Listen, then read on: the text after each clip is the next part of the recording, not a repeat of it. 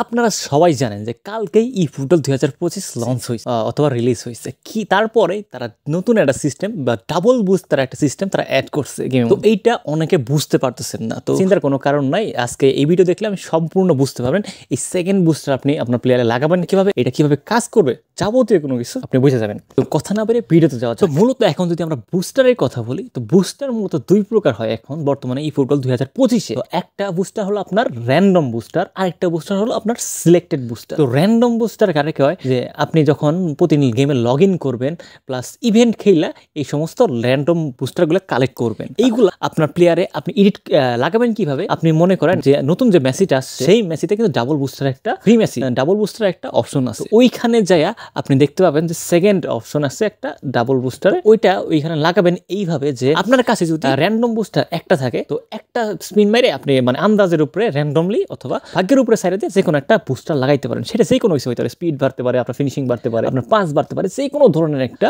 আপনার বুস্টার বাড়তে পারে। তো এটা হলো আপনার র্যান্ডম বুস্টারের যে অপশন সেটার কথা। তারপরে যে সিলেক্টেড বুস্টার আছে, তো এটা মূলত আপনারা পাবেন ওইভাবে যে আপনারা মূলত যদি একটা প্লেয়ার রিলিজ করেন, তাহলে আপনি পাবেন এই র্যান্ডম বুস্টার সিলেক্টেড বুস্টার মানে সিলেক্টেড বুস্টার পাবেন। আমি আবার বলতেছি যে যদি আপনি একটা প্লেয়ার রিলিজ, এটা কোনো মানে স্ট্যান্ডার্ড কার্ডের অথবা জিপি দেখে না কোনো প্লেয়ার না, আপনাকে অবশ্যই POTW অথবা হাইলাইট কোনো প্লেয়ার হইতে হবে, অথবা ইপিক তো কেউ ছাড়বেন না। এইগুলা যদি মানে কেউ ছাড়েন তো একটা মানে প্লেয়ার রিলিজের জন্য আপনি 4টা সিলেক্টেড বুস্টার পাবেন। তো এই সিলেক্টেড বুস্টার যখন আপনার 100টা হয়ে যাবে, 100টা হয়ে গেল, তো তখন আপনি করতে পারবেন কি, ধরেন আপনি মেসিতে স্পিড বাড়াবেন, মেসির দৌড়ে যাবে বেশি, স্পিড বাড়াবেন, ওইখানে যায় আপনি ওই 100টা মানে সিলেক্টেড বুস্টারের পরিবর্তে আপনি ওই স্পিডটা বাড়াইতে পারবেন। আপনি ওই স্পিড আলা বুস্টারটা লাগাইতে পারবেন 100টা, মনে করেন আপনার ওই সিলেক্টেড বুস্টারের পরিবর্তে। কিন্তু আপনি যদি র্যান্ডম বুস্টার লাগাইতে চান তাহলে আপনার জাস্ট একটাই খরচ হবে, র্যান্ডম বুস্টার। কিন্তু আপনারা অনেকেই ভাবতেছেন যে random booster are selected booster